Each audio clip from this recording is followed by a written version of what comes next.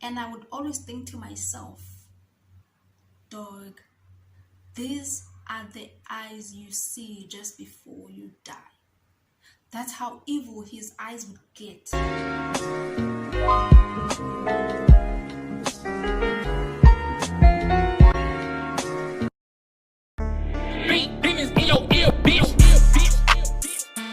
Hi guys, welcome back to my channel. If you are new to the channel, welcome, and please don't forget to subscribe.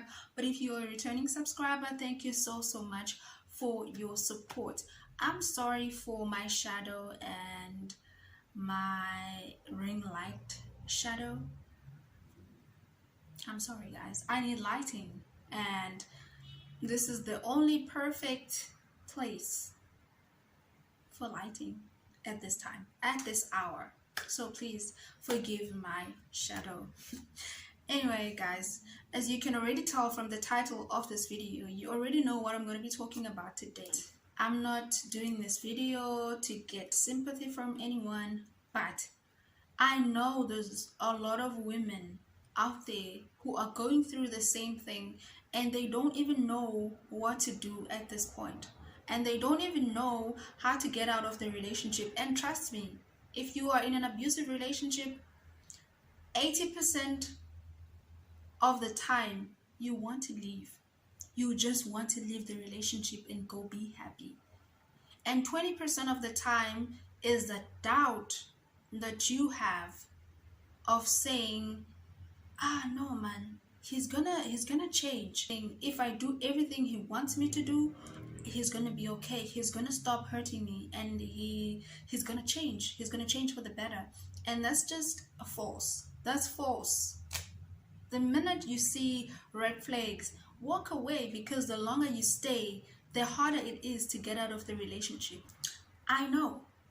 I was in that situation for a whole 2 years and some change. When you start a relationship, you get to know the person as time goes by. So you're gonna see signs, and you will know if this is the right person for you or not. So for me, it took me less than a month to see the red flags and identify the red flags and say, listen, this person here is abusive. I was in love. I wanted to give him the benefit of the doubt. That was my downfall. That was the day I let myself be a victim of abuse. Now that I'm out of the relationship, I know that it was never my fault. It is never your fault that someone is gonna one day wake up and start hitting you. That is not your fault. It doesn't matter how mad you make him. It doesn't matter what you do. He is not supposed to hit you. He does not have the right to hit you, or even handle you for that matter, or even say mean things to you. He's not gonna hit you immediately. He's gonna say things to you. He's gonna just throw, mean words, call you names, and he's just gonna drain every single bit of confidence in you. And you're gonna end up thinking that you need this person. You are nothing without this person. So everything you do, you need this person. You depend on this person to live. But red flags will always be there. If someone is abusive, red flags are going to be there. If you choose to ignore the red flags, you're gonna get to a level where it goes from verbal abuse and emotional abuse to physical abuse, because it doesn't get better, it just gets worse. So all those things that are said when people are angry and they can't take them back, if you choose to stay in the relationship after all that emotional and verbal abuse, and being shouted at, and the way they talk to you, they like talking to you like they don't even care about you, and they say, no, I was upset, you made me upset, that's a huge red flag. You are going to be controlled. He's gonna stop you from wanting to see your friends and your family. He's gonna complain that you're spending too much time with your family. I remember this one time, a friend of mine called me around 9 p.m. And then she was like, yo, show me OP. I'm like, no, show me Kosemont. And then she's like, oh, okay, no, Benzit must pull. Cool. That's something we would do. When I dropped the call, he was like, why is she calling you?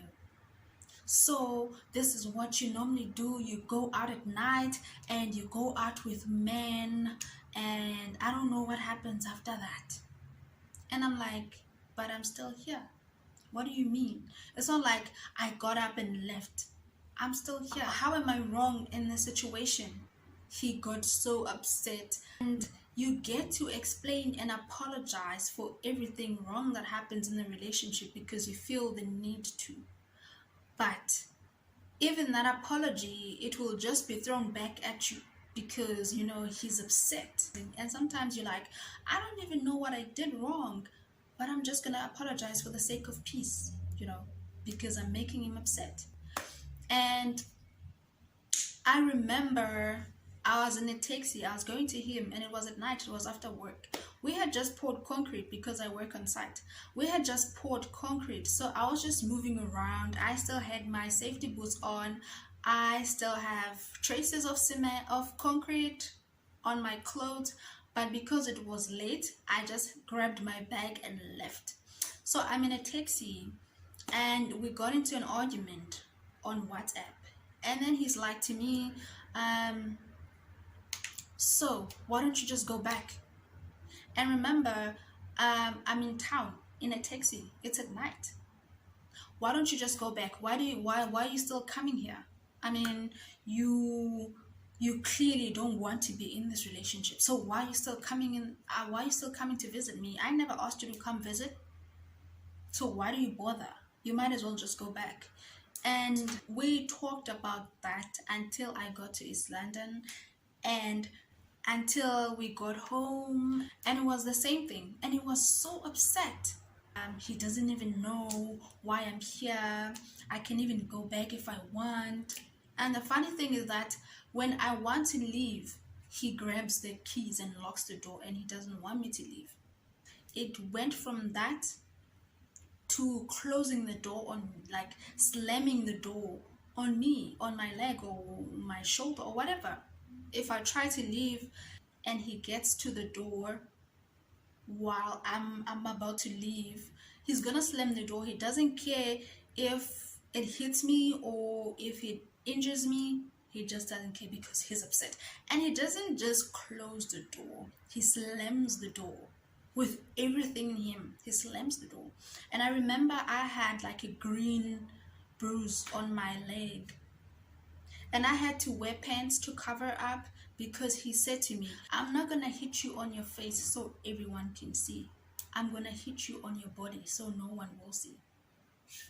And now you must understand that he means it.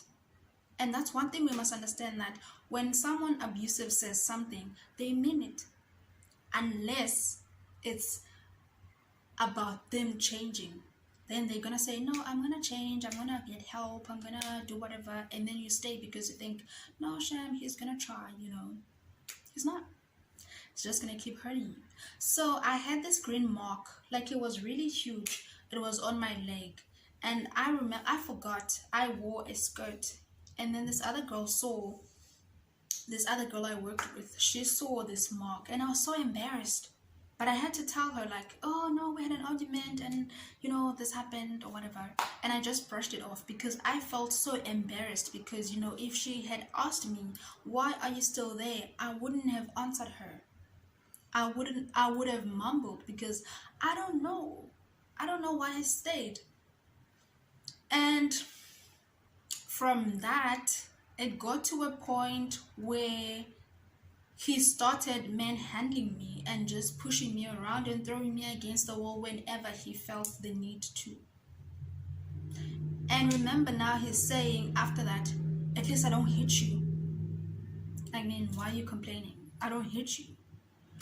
I just throw you around. Like, I don't use my fist or whatever. I just throw you around as if that's a good thing.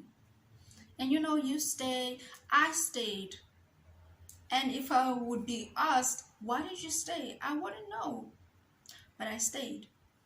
And he didn't just do it in private, he would also do it in public. I remember this one time he came with his friend, so we went to KFC to get food, and there were people walking. It was at night, and I think it was month end, so people were just drinking, having fun. There were a lot of people walking around.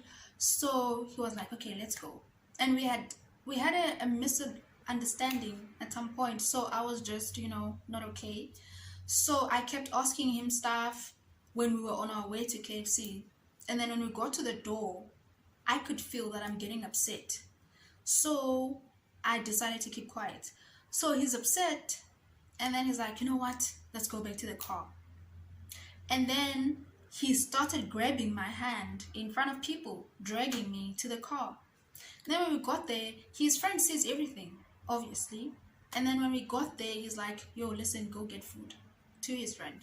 His friend got out of the car, went to get food. And he just got out of the car when this guy started dragging me and pushing me against the car, shoving me into the car. And he was so mad. And people were just passing by and just, minding their own business. I don't blame them. People die trying to save women being attacked or whatever. So I understood where they were coming from. But anyway, I was crying. Like, I was screaming, I was crying because he was hurting me. He was just hurting me. So he just dragged me and pushed me into the car. And he just got into the car and he started shouting. And his friend just walked away. Like nothing happened.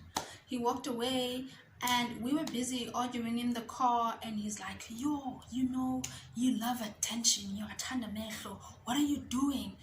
I'm like, are you being serious? It's like, I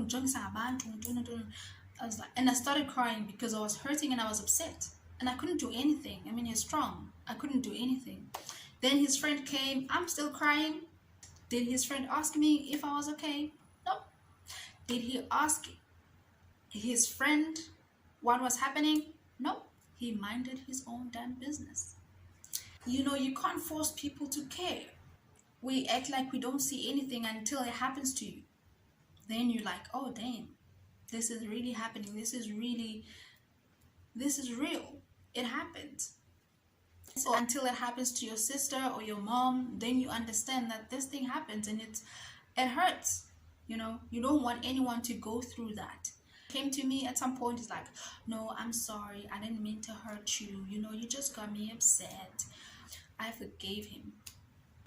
It got to a point now where he would just rock up at my place, and start drama and start telling me that, you know what, I can come to your workplace and cause some drama. You don't even know what I'm capable of. And he would just threaten me. And I remember I would call his parents. And I'd be scared because he'd be like, you know what, I'm coming over. You're going to tell me his name. You're going to tell me who you're cheating with. And I was scared because I didn't know what he was going to do. The embarrassment that man caused in my life, I can't even begin to explain. But that's nothing. Embarrassment is nothing compared to being hurt. Not just emotionally, but physically. Like, we would fight about every single thing. If we're walking at the mall, he's going to be like, well, why is that guy looking at you? I'm like, I don't know. Why don't you go ask him? I don't know why guys look at me. It's like, you probably know him. You're probably having a thing with him. That's why he's looking at you. Oh, Lord. I would have to explain and apologize for a guy looking at me. Because guys aren't supposed to look at me. Because I'm invisible. There are so many occasions where he would just talk to me like he doesn't even care. Or he's gonna be like, you know what, come grab your stuff. I'm sick and tired of you. You are so selfish. You are toxic. You are so immature. You need to grow up. And we would fight about it. He would wake me up at 2 a.m. in the morning and video call me. Show me around your room. Who's there with you? I can hear someone breathing. Who's there next to you? Why are you lying to me? You know I can be there in like 2 hours. Do you know that? And I was so terrified. Every single day I would have to report to him, take photos and send locations. And he even tracked my car. Like, he put a tracker under his name in my car so he can track me wherever I go. Like, I'm paying for this car, it's my car, it's not yours. But he would check me. Like, he would wake me up at 2. Tina, where's your car? Where are you? I'm like, dude, I'm sleeping. No, where's your car? I'm like, yo, I'm sleeping. And he would send me a screenshot. Your car moved and now it's there. Go check your car. Go check your car. Don't. You're not even where you're saying you are. Go check your car. I would have to wake up at 2 a.m. and walk outside and take a photo and show it to him. Then he's gonna be like, you know what? I care for you. I care that your car is safe. And when you think I'm just insecure, nigga, you are insecure. You're being insecure for no reason. I've done nothing wrong to you. I've been faithful and I've been loyal and I've been doing everything you want me to do. Like, what else do you want me to do? Anyway, the last straw, the last incident where I had to tell myself, listen, you're gonna die here. If you don't live now, you're gonna die. I had to make the decision, and he helped me make it. Lucky for me, because the longer you stay in that relationship, the harder it is for you to just walk away. The last time he ever laid a hand on me, we were watching a movie and I passed out, and now with laptop. Now the movie is very loud. He was watching an action movie. I woke up and I'm like, oh, listen, can you please like turn down the volume or wear your headphones? Not talk when. Like, I can't even be happy in my own house because clearly you're not talk. You're always complaining about every single thing. I turned around and I tried sleeping again. And the following day, we still had an argument about what happened. He's saying you're very selfish. All you think about it is yourself. Hey. And I was like, you know what? Let me just grab my stuff and go home. I mean, I don't need to be here. So I grabbed my stuff. There was a walk-in closet. So I went into the closet and I started packing my makeup into my makeup bag. And then he threw the makeup bag against the wall and a lot of things broke. And I'm very stubborn. So I went back to take my bag and carry on putting in my makeup. Because I'm like, I'm leaving. You're not going to stop me. Then he took the makeup bag again and then threw it against the wall. And I took my bag, put in clothes. He took that bag, and threw it. And now I'm like, I just want to leave, man. So as I'm about to leave the walk-in closet, he grabs me and throws me against the wardrobe. I remember falling on the bedroom floor because my back, it felt like it was burning. I don't know what happened, but my back felt like it was burning. Rolling on the floor, and I was crying. And he looks down at me and he's like, why are you crying? Like, why are you crying?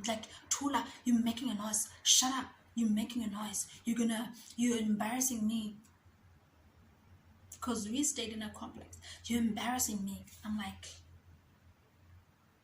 dude, I'm hurting. You hurt me. How am I embarrassing you when I'm crying because I'm hurt? It's like, you're embarrassing me. Get up and shut up. I'm like, so I started crying because it was hurting and I wanted to cry. So he's shouting, moving up and down. He's upset. And there was this thing about his eyes when he was upset. And I would always think to myself, dog, these are the eyes you see just before you die. That's how evil his eyes would get when he was doing all of that. Like, every time he'd be upset and throw stuff around or just throw me around, that was the look in his eyes. I was like, Tina, you're gonna die here. You're gonna die. If you don't leave, you're gonna die. So he came to me and checked my bag, and there was a huge like across my back, there was a huge bruise, like a red bruise, and there was a scar because it was bleeding. And then he's like, let me get wipes. I'm gonna clean this up for you. So I'm like, no, don't touch me. He's like, listen, sit down. And he was just grabbing stuff and wiping me, whatever. And my back was so sore for like a week. Like it was so painful. I couldn't even like do this. Like my back was so painful. And that happened on Saturday morning.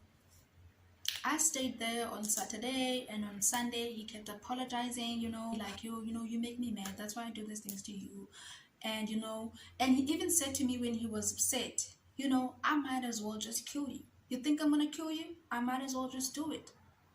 And when an abusive person says that to you, you believe them. Believe that they're gonna do it. Then it's up to you to leave. Leave. Like find a way to live, because when they say they're gonna kill you, they might as well just do it. So I took a decision that day that, listen, you will never see me again. And on Monday morning, I drove to work.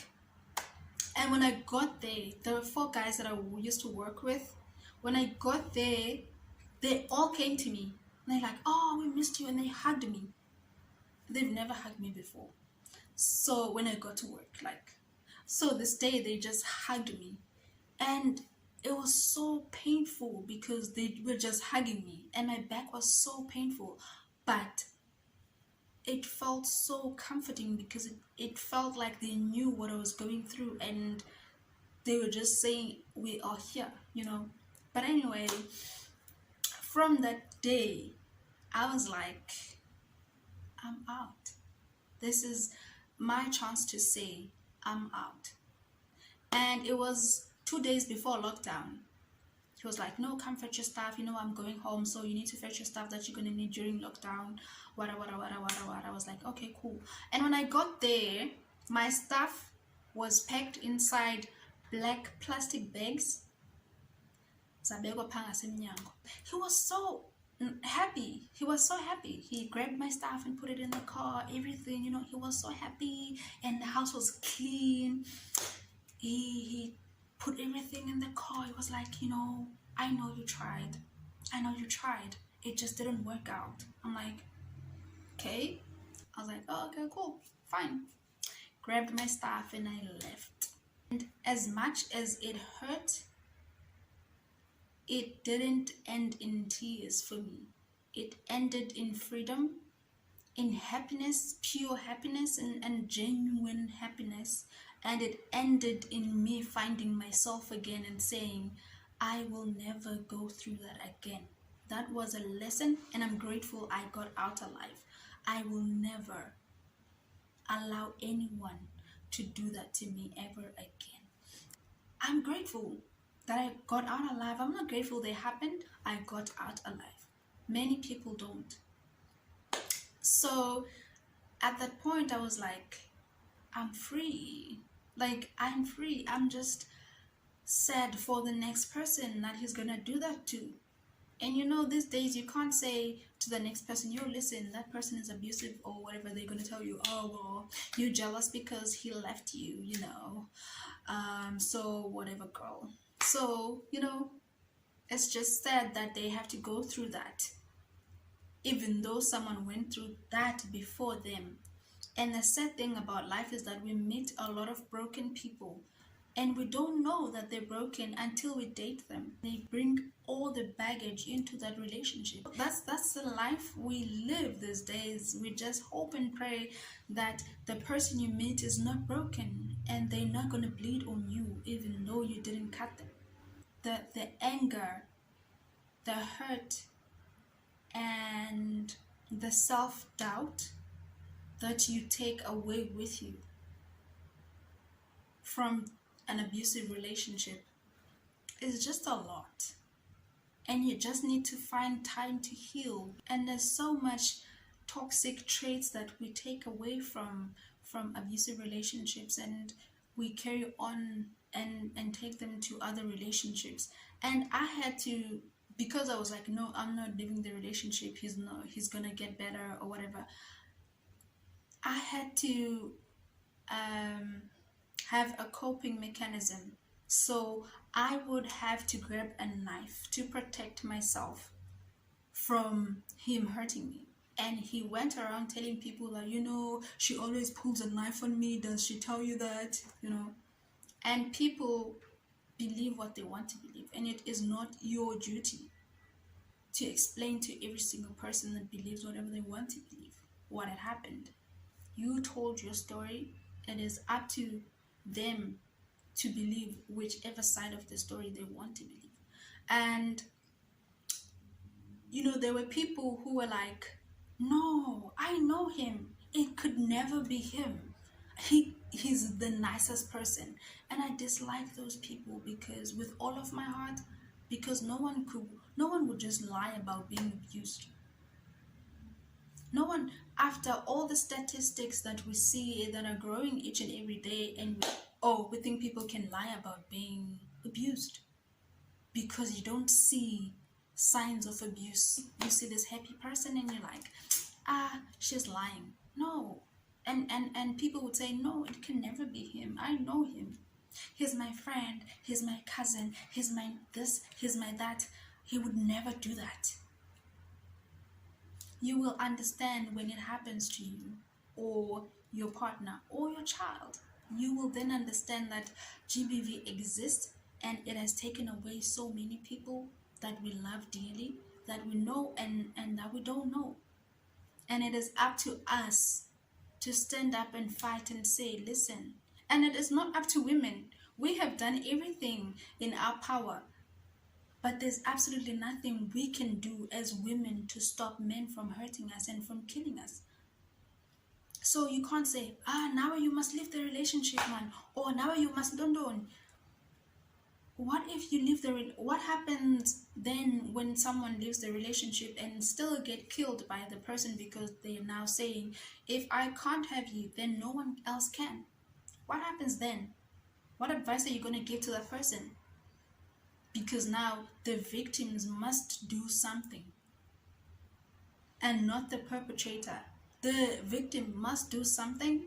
It doesn't work like that, but that's the society that we live in. Thank you so much for watching this video. I'm gonna see you guys on my next video.